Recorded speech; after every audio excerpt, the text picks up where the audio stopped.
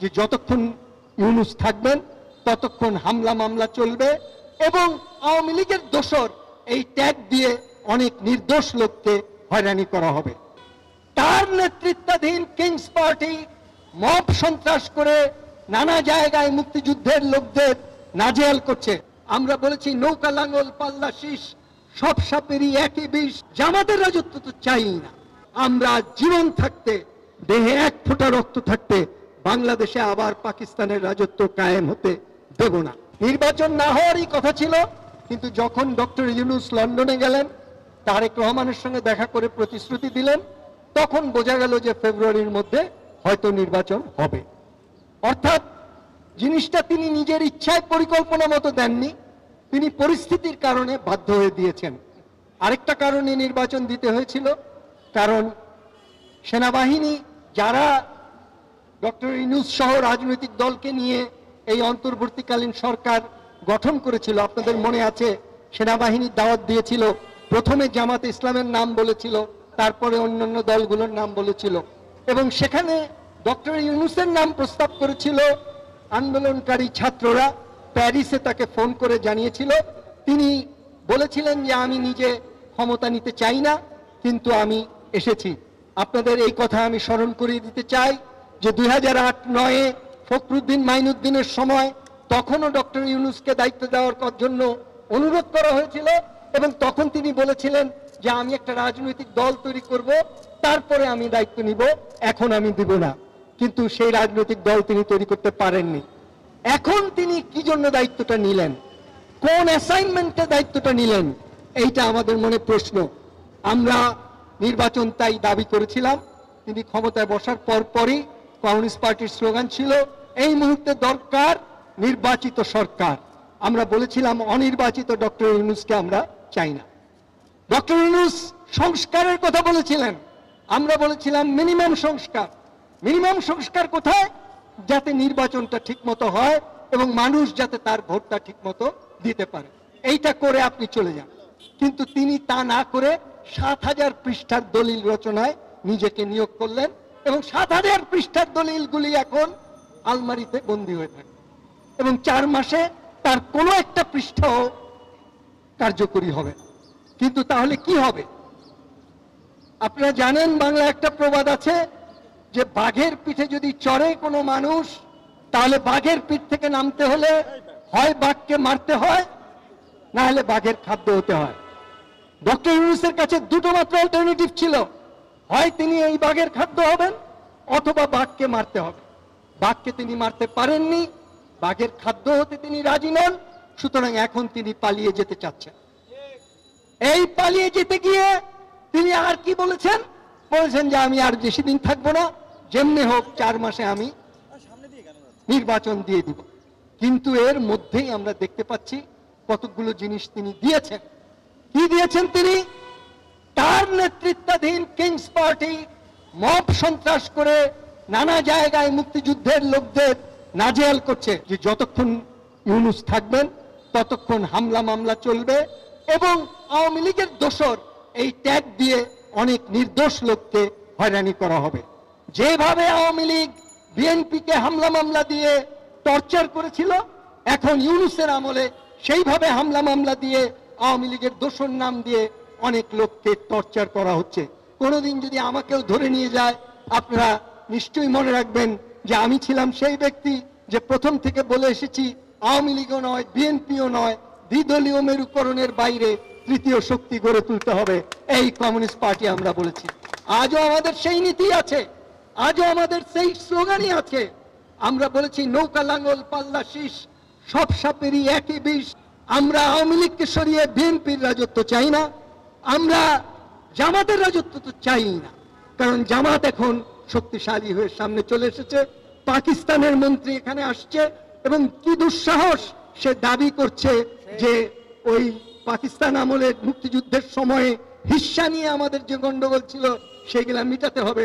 অর্থাৎ আমরা সেই সময় যেই উল্টা দাবি করেছিলাম যে পাকিস্তানের ফরেন এইডের 50% পূর্ব পাকিস্তানের পাওয়ার কথা ছিল, পাওয়া যায়নি, এটা দিতে হবে। ওরা এখন বলছে পাকিস্তানের যে কলকারখানা জাতীয়করণ করা হয়েছিল আদমজি বাওয়ানি, এগুলোর দাম, এগুলোর টাকা ওদেরকে দিতে হবে। আমরা জীবন থাকতে, দেহে এক ফোঁটা রক্ত থাকতে বাংলাদেশে আবার পাকিস্তানের রাজত্ব কায়েম হতে দেব না। এই কথা আমরা কমিউনিস্ট পার্টি, এই কংগ্রেস থেকে ঘোষণা করছি। পাশাপাশি আমরা এইটা বলতে চাই যে আমরা মুক্তিযুদ্ধ করেছিলাম কিসের জন্য? মুক্তিযুদ্ধ আমরা করেছিলাম 22 পরিবারের জায়গায় 2200 পরিবার তৈরি করার জন্য নয়।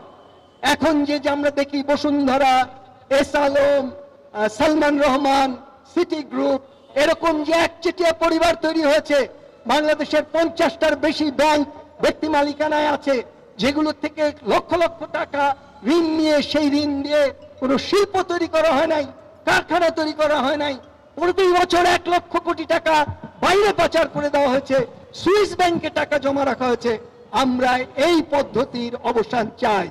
ডক্টর ইউনূস যদি কিছুই না পারতেন, এরকম কয়েকটা গ্রুপের কয়েকটা লোককে, যেমন চীনে দুর্নীতিপরায়ণ পার্টি নেতাকে একটা ফাঁসি দিয়ে দিয়েছিল, সেই রকম যদি একটা কিছু করতে পারতেন, তাহলে আমরা বলতে পারতাম যে মানে সংস্কার কিছু অগ্রসর হয়েছে। কিন্তু আমরা জানি সালমান রহমানকে কারা সদরঘাট থেকে ধরার আগে ক্যান্টনমেন্টে 306 জন লোককে, 626 জন লোককে আশ্রয় দিয়ে বাঁচিয়ে দেওয়া হয়েছিল জনরোষের হাত থেকে। তারপরে অবশ্য এখন জেলে তারা আছে, কিন্তু তাদের বিচার এখনো হয়নি। আমরা বিচার দাবি করি প্রত্যেকটা অপরাধের। আমরা শেখ হাসিনা যদি গুলি করার নির্দেশ দিয়ে থাকেন, তাহলে তারও সেটা হুকুমের আসামি হিসাবে বিচার হোক। কিন্তু এইটাকে গণহত্যা বলা যাবে না, এটা রাজনৈতিক হত্যা বলা যেতে পারে, এবং রাজনৈতিক হত্যার বিচার যেভাবে হওয়া উচিত সেইভাবে ন্যায়সঙ্গতভাবে হওয়া উচিত। কিন্তু এই কথা বলে যে শেখ হাসিনারও বিচার করতে হবে, আর জামাতে ইসলাম 71 সালে যে গণহত্যা করেছিল তার বিচার করা যাবে না, এই নীতি আমরা মানি না। আমরা তাই ডাকসু ইলেকশনের সময় আমাদের সমর্থিত ছাত্র ইউনিয়ন দাবি করেছিল, ডাকসুর কনস্টিটিউশনে যেহেতু আছে যে কোনো মুক্তিযুদ্ধ বিরোধী, স্বাধীনতা বিরোধী এবং ঢাকা বিশ্ববিদ্যালয়ের অধ্যাপকদের 14ই ডিসেম্বর যারা আলবদর বাহিনী করে হত্যা করেছিল, সেই বাহিনীর সমর্থক কোনো সংগঠন নির্বাচনে দাঁড়াতে পারবে না। এবং এমনকি আমরা এটাও জানি, এবি পার্টি এবং জামাত থেকে বহিষ্কৃত ইসলামী ছাত্র শিবিরের প্রাক্তন সভাপতি তিনি নিজেই বলেছেন যে জামাত যতদিন পর্যন্ত অপরাধ স্বীকার করে ক্ষমা না চাচ্ছে, ততদিন পর্যন্ত তার রাজনীতি করার অধিকার না থাকাই উচিত। এখন সেই জন্য ইসলামী ছাত্র শিবিরের তাকে বহিষ্কার করে দিয়েছে, কিন্তু তার এই দাবি আমরাও সমর্থন করি।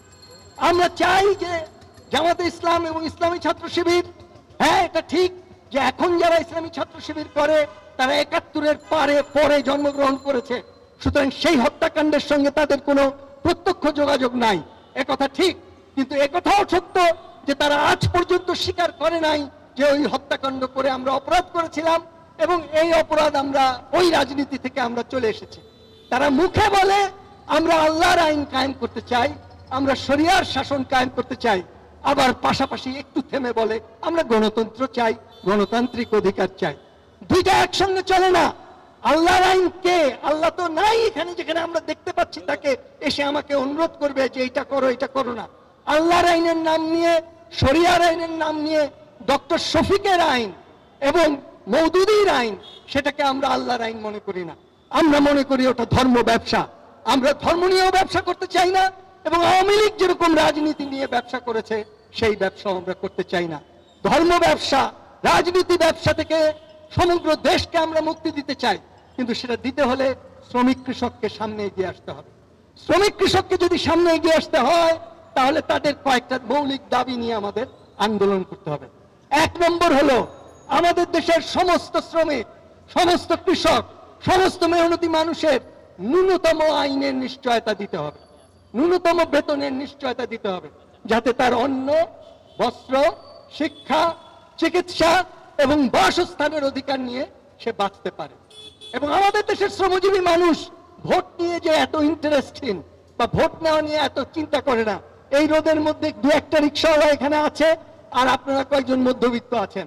এটাকে যদি আমরা উল্টায় দিতে পারি, 2-1টা মধ্যবিত্ত আছে আর সব শ্রমিক কৃষক এখানে আছে, তাহলে সেটা কমিউনিস্ট পার্টি হবে। সেই রকম একটা কমিউনিস্ট পার্টি আমরা চাই, যখন আমরা শ্রমিকদেরকে বলবো তোমাদের হক তোমরা বুঝে নাও, তোমাদের জীবন তোমরা গড়ে তোলো, বড়লোকদেরকে তোমরা জবাবদিহি করতে বাধ্য করো, বড়লোকদের সব খবর তোমরা স্বচ্ছতার সঙ্গে সংগ্রহ করো এবং তোমরা সংগঠিত হও। একটি কথা বলে আমি শেষ করব, আরেকটা দুটো কথা বলে শেষ করব, একটা শ্রমিক কৃষক প্রসঙ্গে, একটা চীন, আমেরিকা এবং ভারত প্রসঙ্গে। শ্রমিক কৃষকের কথা বলতে গেলে এই কথাটা আমার মনে পড়ে সব সময়, দুটো কথা মনে পড়ে। একটা হলো 70 সালের 7ই মার্চে বঙ্গবন্ধুর ভাষণ। বঙ্গবন্ধু বলছে 71 সালে 7ই মার্চে বঙ্গবন্ধুর ভাষণ। এক শ্রমিক পাশে দাঁড়িয়ে আমাকে বলছে যে ভাই, পাঞ্জাবি মশা কামড়ালে আপনার যতটুকু ব্যথা লাগে, বাঙালি মশা কামড়ালেও তো ততটুকুই ব্যথা লাগবে। তাকে আমি বলেছি, হ্যাঁ, পাঞ্জাবি মশা কামড়ালেও ব্যথা লাগবে, বাঙালি মশা কামড়ালেও ব্যথা লাগবে, কিন্তু পাঞ্জাবি মশা রক্তটা পাঞ্জাবে নিয়ে যাবে, ওই রক্ত আর বাংলাদেশে আপনি ফেরত পাবেন না। বাঙালি মশা কামড়ালে বাঙালি মশা থাকবে এখানে, তার পেট চিরে এক সময় আমরা তার রক্তটা বার করে নিতে পারবো। সুতরাং রাজনৈতিক স্বাধীনতা আগে, অর্থনৈতিক মুক্তির সংগ্রাম পরে। এই কথা বলে আমরা মুক্তিযুদ্ধ করেছি, রাজনৈতিক স্বাধীনতা অর্জন করেছি, কিন্তু আমরা অর্থনৈতিক মুক্তি পেলাম না, কারণ বাঙালি মশার পাখা গজিয়ে গেছে, সে উড়ে বাইরে চলে গেছে, প্রতি বছর লক্ষ কোটি টাকা বাইরে নিয়ে যায়। সুতরাং আমাদের অন্য একটা পদ্ধতি বার করতে হবে, আমাদের বার করতে হবে পাহারা দিয়ে। আমাদের পাহারা দিতে গিয়ে আবার যদি জানলা আটকায় দিই, তাহলে আলো হওয়া কিছু আসবে না। আমাদের জানলা খোলা থাকবে, আমাদের জানলায় জাল দেওয়া থাকবে, ওখান দিয়ে দুর্নীতিবাজরা বাইরে যেতে পারবে না, কিন্তু বাইরের ভালো হাওয়া, বাইরের ভালো জিনিস আমরা পাবো। এইরকম একটা নীতি নিয়ে চায়নার যে সমাজতন্ত্র, তারা অগ্রসর হয়েছিল, তারা এখন আমেরিকাকে ডিফিট দিয়ে, পরাজিত করে সামনে উঠে যেতে বসেছে এবং সম্ভবত উঠবে। দুনিয়া নতুন গ্লোবালাইজেশনের মধ্যে পড়বে। আমরা কি করব? আমাদের কথা সিম্পল, আমরা শ্রমজীবী মানুষের স্বার্থ দেখতে চাই। বাঙালি যারা শোষিত, নির্যাতিত, তাদের ন্যূনতম বেতন চাই, তাদের ন্যূনতম অধিকারগুলো চাই, গণতন্ত্রে তাদের অংশীদারিত্বমূলক গণতন্ত্র চাই, আর পাশাপাশি স্বচ্ছতা চাই, জবাবদিহি চাই।